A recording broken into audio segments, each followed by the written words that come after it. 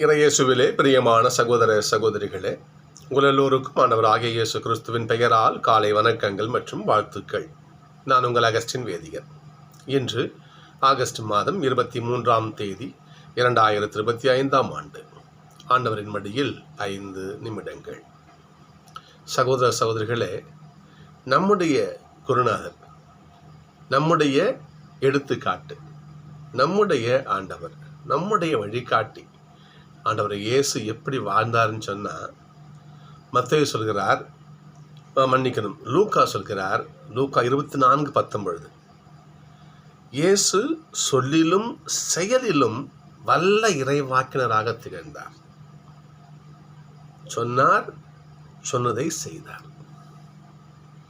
என்னை நோக்கி ஆண்டவரே ஆண்டவரேன்னு கூவுறவெல்லாம் விண்ணகத்தில் நுழைய முடியாது. மாறாக என் தந்தையின் திருவுளப்படி எவன் செயல்படுகிறானோ அவனே விண்ணகத்தில் நுழைய முடியும். செய்யணும், செஞ்சு காட்டணும். வாயால சொன்னால் மட்டும் பத்தாது. இந்த ஆண்டவர் அங்கே பாருங்க, லூக்கா சொல்ற பாருங்க பார்ப்போம். இயேசு சொல்லிலும் செயலிலும் வல்லவராக திகழ்ந்தார். சொன்னாரு, செய்தார். அப்போ அவருடைய பிள்ளைகளாக நாம என்ன பண்ணணும்? சொல்லிலும் செயலிலும் வல்லவர்களாக இருக்கணும். இன்னும் சொல்ல பாருங்க பார்ப்போம்.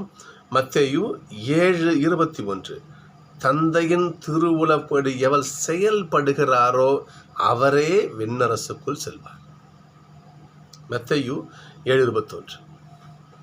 எனவே செயல் மிக முக்கிய இடம் பிடிக்கிற இந்த இடத்துல. யாக்கோபு சொல்லுவார், செயல் இல்லா விசுவாசம் செத்த விசுவாசம்னு சொல்லுவார். உங்கள் விசுவாசம், உங்கள் நம்பிக்கை செயல் வடிவம் பெற வேண்டும். அதைத்தான் இன்றைய 3ஆம் வாசகம், நற்செய்தி வாசகம் சொல்கிறாங்க. இன்னைக்கு பரிசேயர் இருக்காங்க இல்லையா, அவங்கள மாதிரி நீங்கள் இருக்காதீங்க. ஏனென்றால் அவங்க சொல்லுவாங்க, செய்ய மாட்டாங்க. மக்கள் என்ன பண்ணுவாங்க? பெரிய பாரத்தை மக்கள் மேலே சுமத்துவாங்க. ஆனால் அவங்க தன் விரலாக தொட்டு அசைக்க மாட்டாங்க. ஊருக்கு உபதேசம் தனக்கு இல்லைன்னு வாழ்வாங்க. அப்படிதான் பரிசேயர் அப்படிதான் வாழ்ந்தாங்க. தலைமை ஊருக்கள் அப்படிதான் வாழ்ந்தாங்க. மரண அர்ஜுகள் அப்படிதான் வாழ்ந்தாங்க. சதுசேயர் அப்படிதான் வாழ்ந்தாங்க. ஊரெல்லாம் சொல்லுவாங்க, உபசாரம் சொல்லுவாங்க, உபதேசம் பண்ணுவாங்க. ஆனால் தங்கள் வாழ்க்கையில் அதை கடைபிடிக்க மறந்தார்கள். ஏச பழக சொல்ல பாருங்க பார்ப்போம். அவர்கள் மோசேனுடைய அந்த ஸ்தானத்தில் இருக்கிறவங்க, வழிகாட்டிகளாக இருக்கிறவங்க. அப்போ என்ன பண்ணுங்க, நீங்கள் அவங்க சொல்கிறதெல்லாம் நல்லது சொல்லுவாங்க, சொல்கிறதெல்லாம் செய்யுங்க. ஆனால் அவங்க செய்கிறது மாதிரி நீங்கள் செய்யாதீங்க. ஏனென்றால் அவங்க சொல்கிறது வேற, செய்கிறது வேற. சொல்கிறது வேற, செய்கிறது வேற. எனவே நீங்கள் செய்யும் பிள்ளைகளாக இருங்கள் என்று ஆண்டவர் நம்மை அழைக்கிறார். சகோதரர்களே, திருப்பாடலும் பாருங்க பார்ப்போம். ஆண்டவருக்கு அஞ்சி நடப்பவர், ஆண்டவருக்கு அஞ்சி நடப்பவர் பேறு பெற்றோர். அவரே ஆண்டவருடைய ஆசையை பெற்றோராக விளங்குவார். பாருங்க, அப்புறமா திருப்பாடல் பாருங்க. இன்னைக்கு 128 பல்லவி 4 பாருங்க பார்ப்போம். ஆண்டவருக்கு அஞ்சி நடப்பவரே ஆசை பெற்றவராக இருப்பார். நடக்கணும், நடக்கணும். சும்மா ஊருக்கு பிரச்சனை போகக்கூடாது. வாய் வாழைப்பழம், கை கருணக்கிழங்குன்னு சொல்லுவாங்க. வாழைப்பழம் மாதிரி வாழைப்பழம் ஆக்க பேசிட்டு போயிடலாம். ஆனால் செஞ்சு காட்டும் போது தான் வழி தெரியும். செய்யணும். நீ முதல் வாசகம் பாருப்பா. இன்னைக்கு நேற்று வாசிச்சோம் இல்லையா? நொகம் என்ன பண்ணுறாங்க, தன் மகன், தன்னுடைய மருமகன் ரூத்தை பற்றி சொல்கிறாங்க. ஏமா ரூத்து, நான் மோவாப் நாட்டில் இருக்கிறது உன் ஊர் இது. நான் எங்கள் பெத்தலகாம எங்கள் ஊருக்கு நான் போகிறேன், நீ என்ன பண்ண, நீ எங்கள் ஊரை தங்கிக்கோன்னு சொல்கிறாங்க. ரூத் அப்படி விடல பாருங்க. அவங்க மாமியார் தான், என்னம்மா இப்படி சொல்கிறீங்க நீங்கள்? உங்களுக்கு கணவன் இல்லை, 2 பிள்ளைகளும் செத்து போயிட்டாங்க. ஒரு மருமக மோவாப் நாட்டை அவளும் போய் உங்களை விட்டு போயிட்டா, நானும் உங்களை விட்டால் என்னம்மா ஆகுறது? நான் உங்களை விட்டு போக மாட்டேன் என்று சொல்லி அவர் வேற்று நாட்டு பெண். அவர் ரூத்து, அந்த அம்மா மோவாப் நாட்டிலேருந்து யூதா நாட்டுக்கு வராங்க பாருங்க. எதுக்கு? மாமியார் கூட. அவங்க அறிவோடு நிறுத்த செஞ்சு காட்டுறாங்க. நான் வரேன், அவங்க கூட வாங்க, நான் உங்களை காவந்து பண்ணுறேன். வராங்க அவங்க. அப்படி வந்து என்ன பண்ணுறாங்க? சாப்பாட்டுக்கு வழி இல்லை. சாப்பாட்டுக்கு வழி கிடையாது.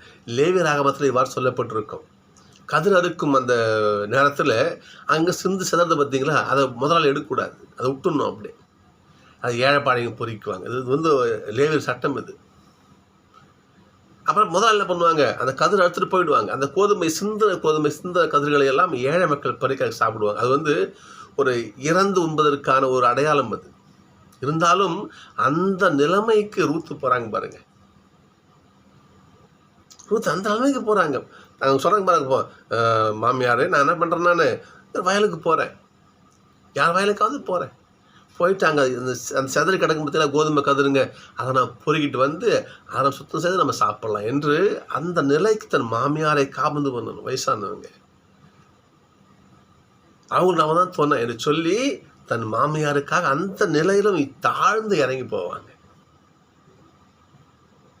அப்படி அவர் தாழ்ந்து இறங்கி போனதால தான் ஆண்டவர் மாபெரும் ஒரு ஆசீர்வாதத்தை கொடுப்பார்.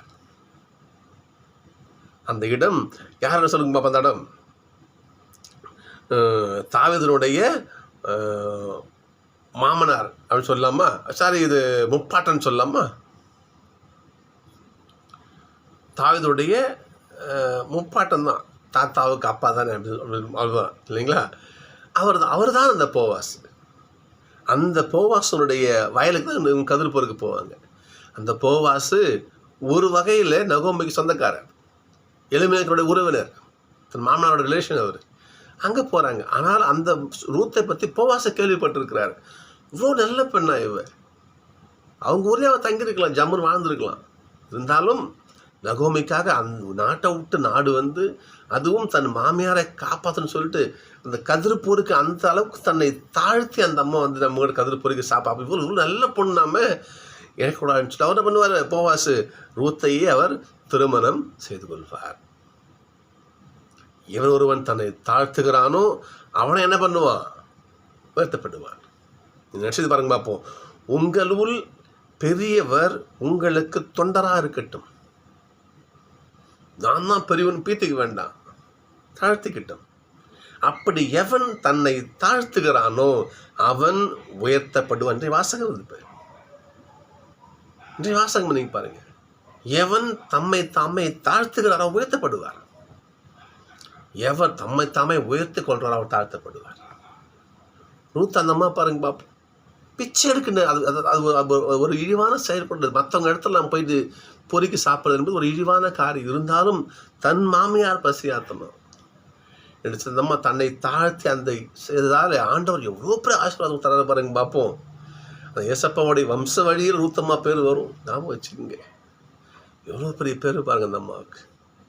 அப்போது நாம் கடவுளின் திருவுலப்படி நடந்து தாட்சியோடு இருந்தால் ஆண்டவர் நமக்கு மாபெரும் உயரத்தை கொடுப்பார்.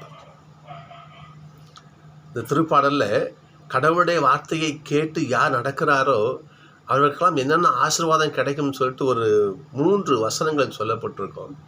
அதில் ஒரு வசனம் ரொம்பவும் எனக்கு பிடிச்சது. அனைத்தும் பிடிக்குது, அந்த ஒரு வசனம் ரொம்ப பிடிக்கும் எனக்கு. பாருங்க பார்ப்போம்.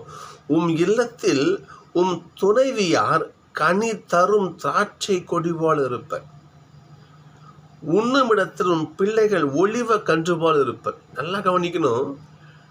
யூதா நாட்டில் அதாவது இந்த இஸ்ரேல் நாட்டில் 2 பொருளுக்கு தான் இன்னைக்கு மதிப்பு உண்டு. ஒன்று திராட்சை ரசத்துக்கு இன்னைக்கும் மதிப்பு உண்டு. அந்த திராட்சை மதுவுக்கு இன்னைக்கும் ரசத்துக்கு மதிப்பு உண்டு. அது பெரிய சொத்து செல்வம். அது அடுத்தபடியாக ஒளிவே எண்ணெய்.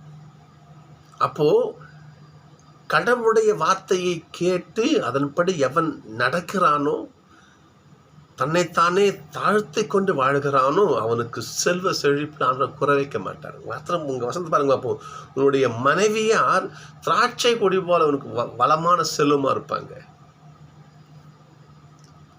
உன்னுடைய பிள்ளைகள் என்ன பண்ணுவாங்க, ஒளிவ மர கன்றுகள் போல தழைத்து வாங்குவாங்க. அப்போ உனக்கு எந்த குறையும் இருக்காது.